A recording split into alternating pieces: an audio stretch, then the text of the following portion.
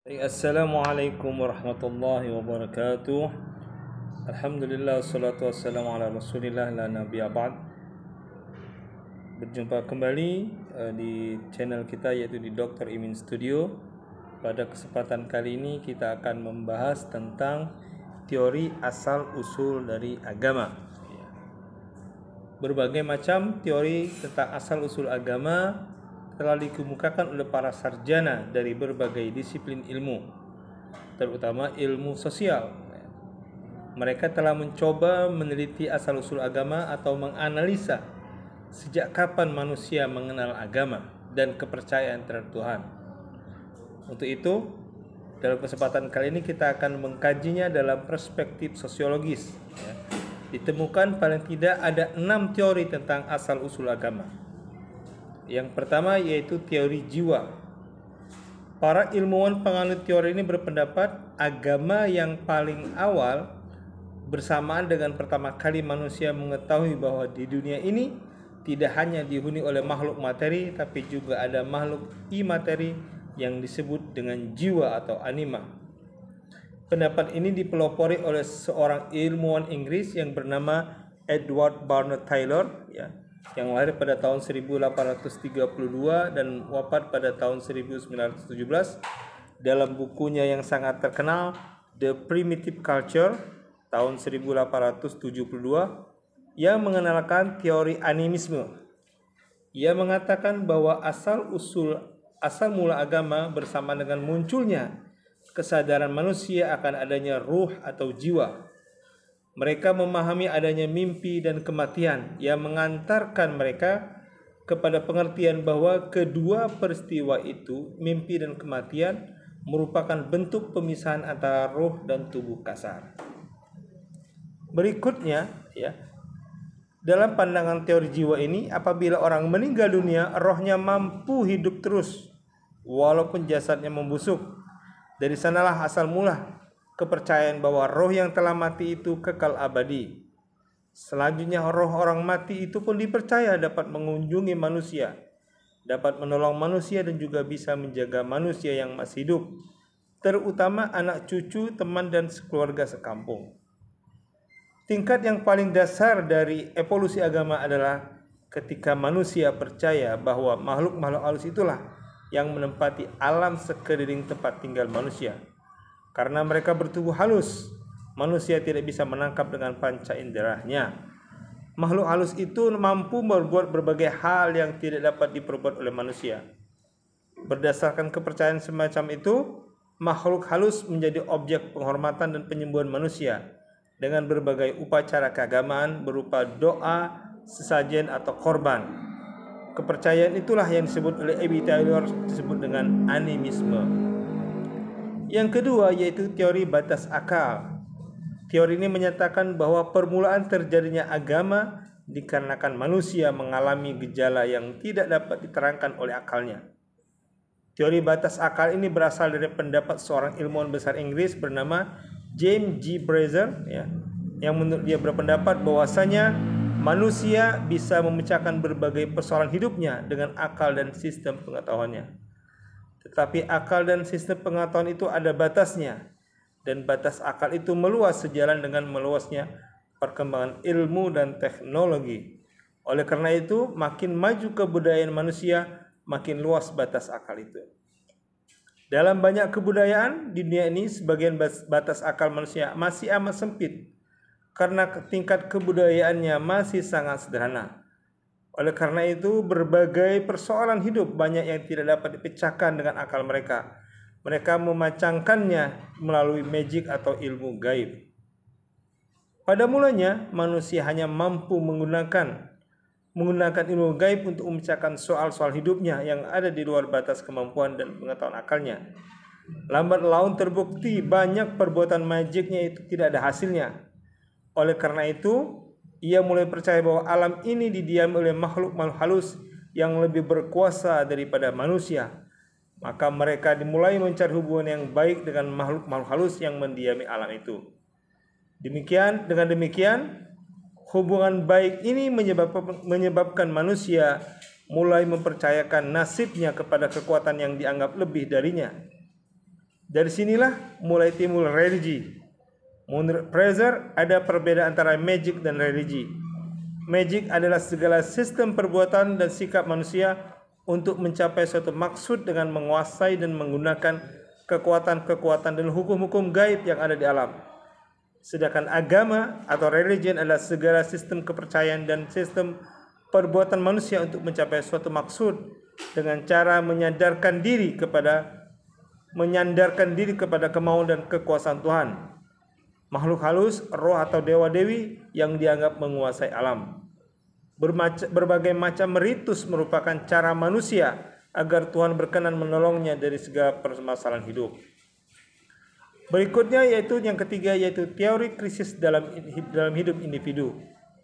Teori ini mengatakan bahwa kelakuan keagamaan manusia itu mulanya muncul untuk menghadapi krisis-krisis yang ada dalam kehidupan manusia itu sendiri.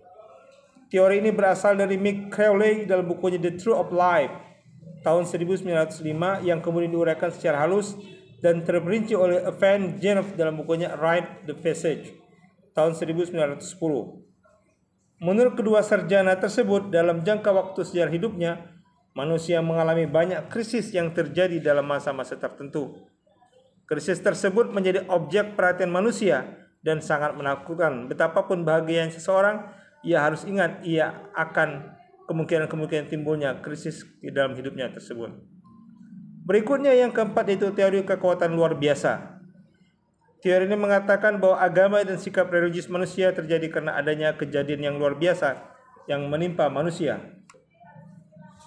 yang terdapat di lingkungan alam sekitarnya. Teori ini diperkenalkan oleh seorang antropolog Inggris yang bernama Armour dalam bukunya The Threshold of Religion. Antropolog ini menguraikan teorinya diawali dari satu sanggahan terhadap pendapat A.B. Taylor yang menyatakan bahwasanya timbulnya agama karena adanya kesadaran manusia terhadap adanya jiwa.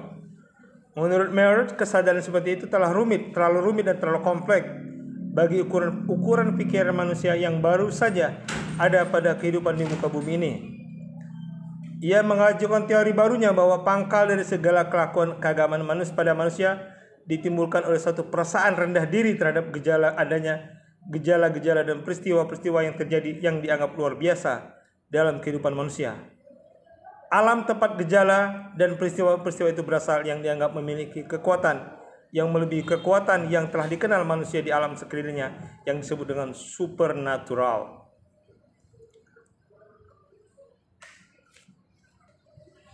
Gejala-gejala dan peristiwa-peristiwa luar biasa tadi dianggap akibat dari suatu kekuatan supernatural atau kekuatan luar biasa sakti. Kepercayaan kepada suatu kekuatan sakti yang ada dalam gejala-gejala, hal-hal dan peristiwa yang luar biasa itu dianggap oleh Merritt sebagai suatu kepercayaan yang ada pada manusia sebelum mereka percaya kepada makhluk halus dan roh.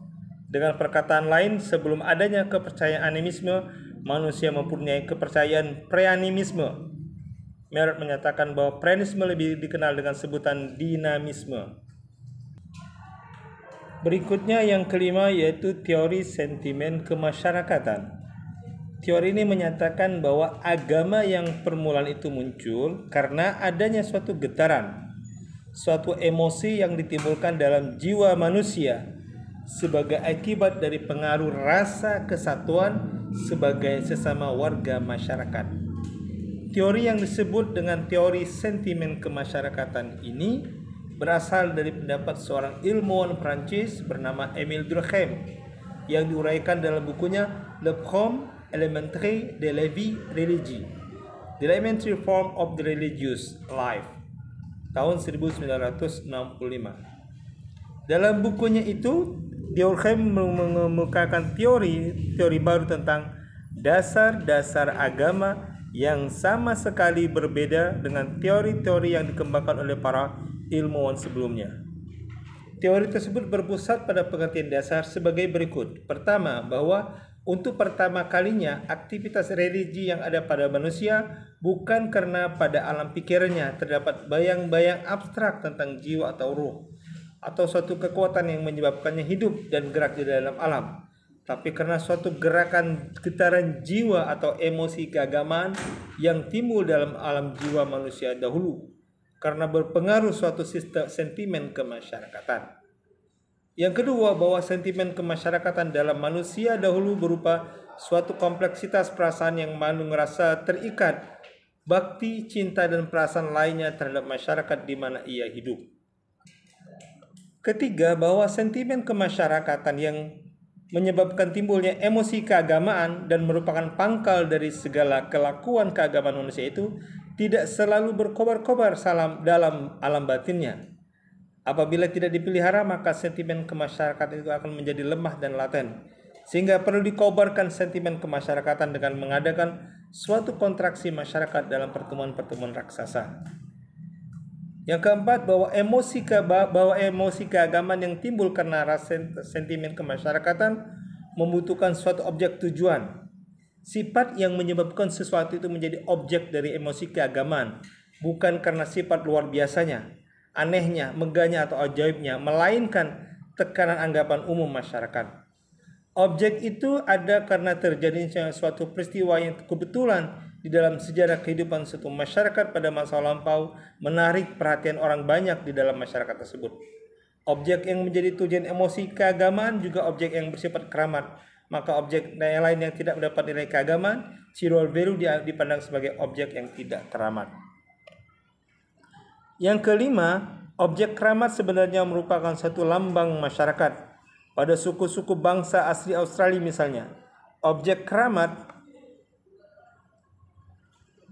dan pusat tujuan bagi sentimen sering berupa binatang, tumbuh-tumbuhan. Objek keramat seperti itu disebut totem.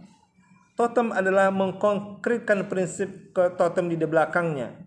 Prinsip totem itu adalah suatu kelompok dalam masyarakat berupa klan atau suku atau lainnya. Berikutnya yang terakhir yaitu adalah teori wahyu Tuhan.